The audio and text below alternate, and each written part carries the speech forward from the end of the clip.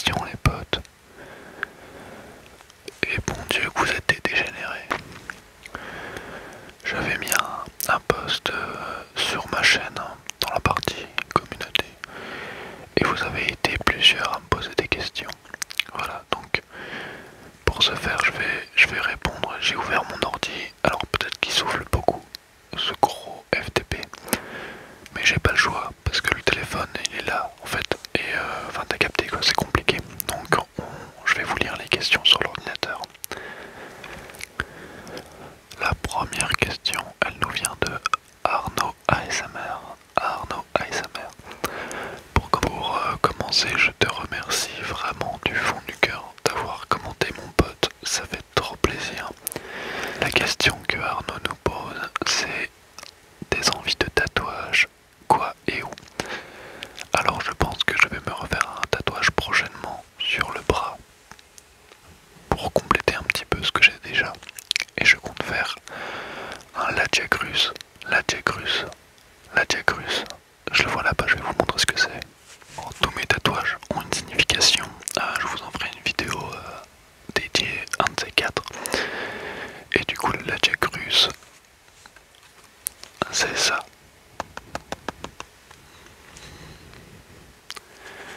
Voilà, sur Monster Hunter 3 Ultimate.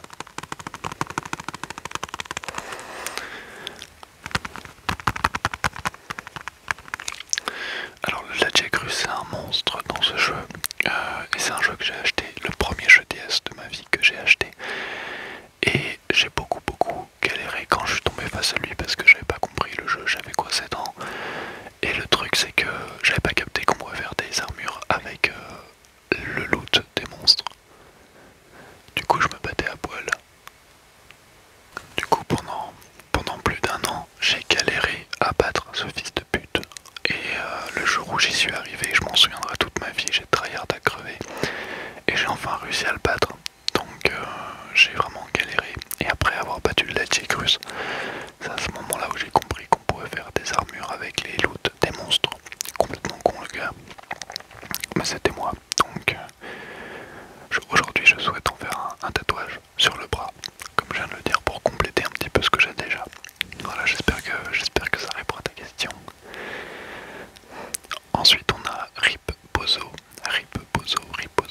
qui me pose la question: qu'est-ce qui t'a donné envie de faire de la moto?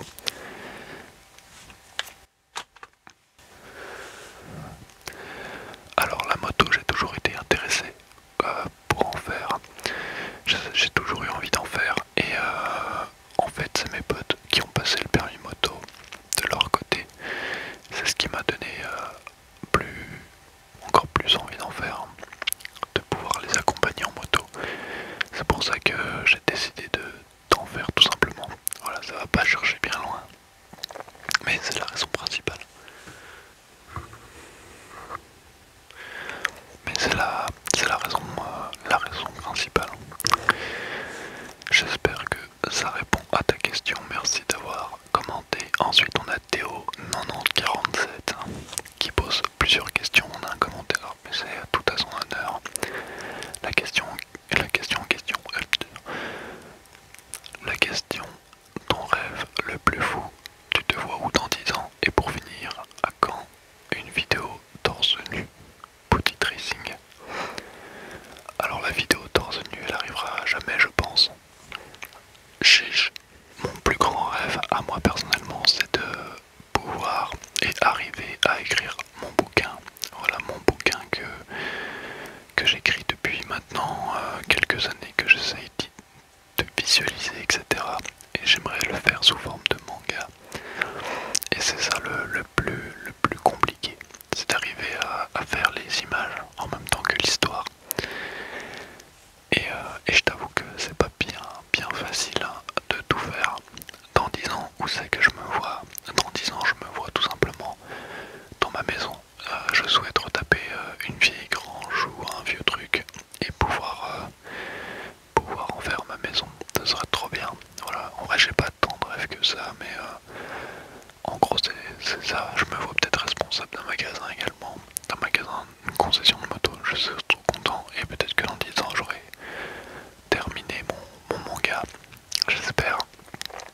Et j'espère aussi continuer YouTube, soit dit en passant. Ensuite, on a une question de Baza14.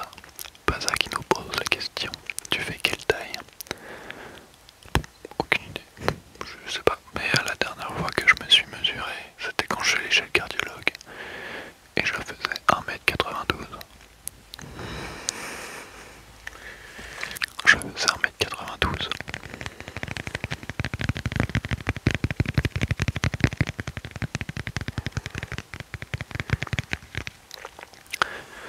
Tout est proportionnel, c'est pour ça que j'ai des grands pieds. C'est pour ça que j'ai un nez aussi grand aussi. Le truc c'est un parasol. Et je fais voilà, 1m92, un truc comme ça je dirais. Et tout est proportionnel, donc j'ai une énorme tub. La taille du truc.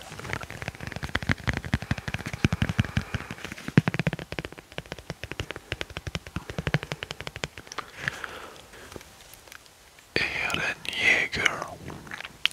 Quel PG s'il vous plaît. S'il vous plaît, mettez de l'honneur sur Eren Yeager les potes. Ensuite on a Floki8420 qui a posé plusieurs questions. Je l'ai autorisé étant donné qu'il n'y avait pas eu beaucoup de commentaires.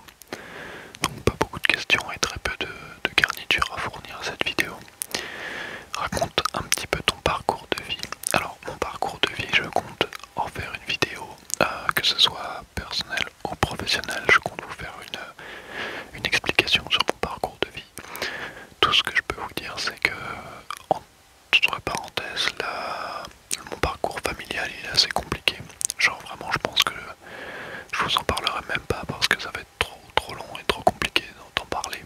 Et mon parcours professionnel, je vous en parlerai parce que ça peut être intéressant pour vous si vous savez pas vraiment quoi faire. Donc je pourrais vous en parler dans une prochaine vidéo. Il nous pose une deuxième question. Ok, on peut poser plusieurs questions. Oui. Il me demande: es-tu en couple? Oui. Il me demande également: que penses-tu des LGBT? Les LGBTQ, je sais pas quoi. Alors là j'ai un avis très tranché sur la question. Les LGBT, je trouve que c'est ultra courageux ce qu'ils font. Les LGBTQIA+, mes couilles sur un tatami, ça devient trop. En fait, le mouvement à la base, je le trouve honorable. Parce que c'est une minorité de personnes qui souhaitent faire valoir leurs droits, et ça, c'est tout à leur honneur. Le mec, je sais plus parler. C'est tout à leur honneur, et je trouve ça vraiment bien. Par contre, ce que ça devient actuellement, ça a pris un mouvement médiatique et politique, alors que ça n'avait rien à foutre dans la politique. Et ça, je trouve ça complètement dérisoire, complètement n'importe quoi. Moi, je pense tout simplement que tu fais ce que tu veux avec ton corps. Après, les mecs qui se disent pansexuels, je sais pas quoi, enfin, je les connais pas tous et j'en ai rien à foutre, hein, parce que ça devient n'importe quoi. Le truc, c'est une salade de fruits. Je trouve que c'est un petit peu n'importe quoi. Donner des noms à des trucs, à des problèmes qui n'existent pas, je trouve ça complètement absurde. Mais concrètement, je suis pas du tout du genre homophobe ou quoi. Loin de là. Genre vraiment, moi je me prends des boîtes dans le cul, ça me... La dernière question, elle est de Yanni Zarn. As-tu déjà commis quelque chose d'illégal, mais genre grave, un peu pas comme voler la sucette d'un gosse ou voler un truc sans faire exprès? Alors là, tu souhaites clairement me mettre dans la sauce. Je sais pas pourquoi tu poses cette question, t'es un zinzin mec. Mais oui, moi, je pense comme beaucoup de gens, j'ai déjà volé des petits trucs sans forcément faire attention. Ça m'est arrivé une fois d'essayer un pull dans un magasin et de le garder sur le dos et de passer à la caisse sans que même la meuf s'en rende compte. C'est une fois chez moi que j'ai remarqué que j'avais le pull sur le dos et que je l'ai pas payé. Une autre anecdote, c'était quoi? Ouais, c'était dans un grand magasin. Je voulais acheter des capotes pour faire plein de trucs. Et putain, moi je mets des skins, c'est dans les hôtels crack en fait, c'est l'enfer. Et j'achète mes trucs, tu vois. Et en même temps, je me dis putain, 16 balles la boîte de capote, allez vous faire enculer. Donc j'ai mis dans ma poche, tout simplement, mais je pense que... Et enfin on a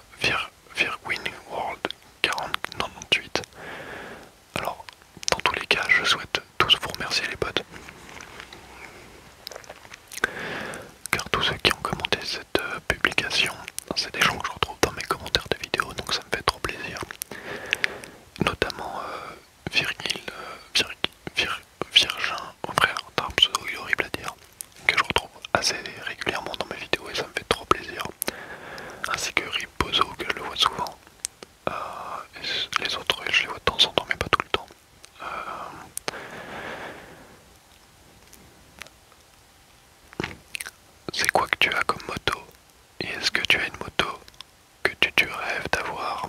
Alors ma moto, celle que j'ai, elle est juste là.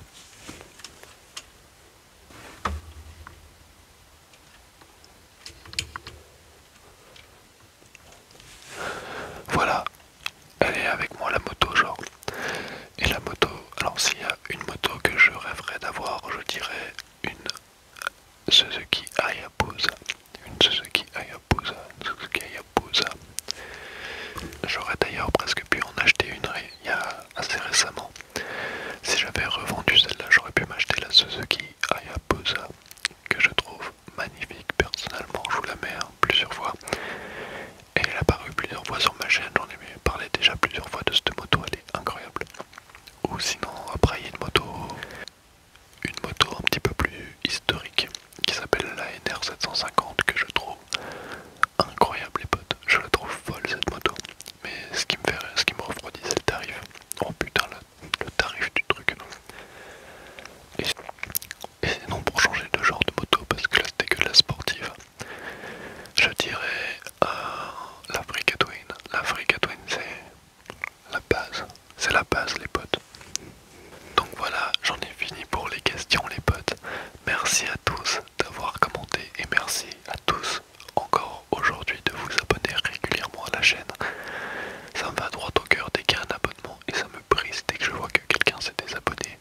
Franchement, ça me fait trop plaisir et j'espère que mon contenu continuera de vous plaire.